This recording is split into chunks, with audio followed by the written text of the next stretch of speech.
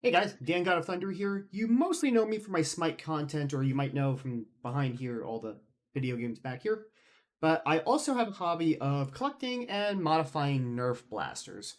So, kind of an attempt to do something a little bit different, have a little bit of fun doing this. The goal is to talk about a Nerf gun and break it down, whether or not you should buy it, who's it for, whether you should get it, the goal of doing it under 2 minutes. So ready and go. This is the Nerf Elite 2.0 Volt blaster. This is a single shot blaster with a built-in light. If you already have the Nerf Fire Strike, it's just the updated version of that. However, the Volt, if you can look, it's bigger. You can see pretty much it's same length. It's a little bit longer on the pole. The pole makes it a bit longer, but it's also wider here. And that's because this battery tray is in here. Batteries go. You have to actually pop this out. It's actually a kind of a pain. It's actually a little bit of a difficult thing to do.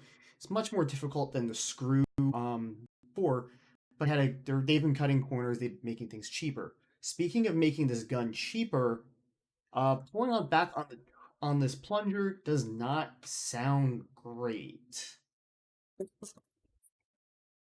You can hear that squeaking noise, and then it just kind of like rattles as it goes back. It doesn't happen when you have a dart in the blaster, but the fire strike, it doesn't happen at all. It's a much cleaner sounding gun. It's a much cleaner, more productive sounding blaster. It doesn't have that same slop in it. The other big problem with the Volt, other than the fact that it's the same gun, it's heavier. The mechanism for the light is not as nice. This is a momentary switch, so as long as you're holding down on this trigger, the light will shine. The lights aren't that good anyway, but on this, you actually have to reach in and flick that downward and then flick that back up, which is not as nice. It's an on-off switch.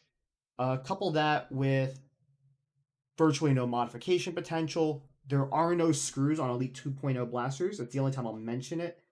They've made it essentially impossible to get off. A little tactical piece here to put on attachments. This little groove is not as good as the old system with having a tooth that will actually is spring loaded and will retract.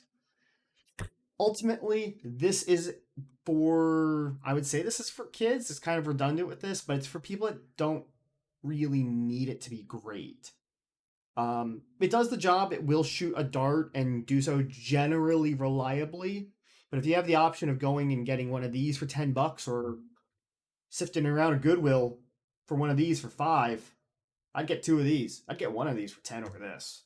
This is a downgrade over the Fire Strike, but it still works.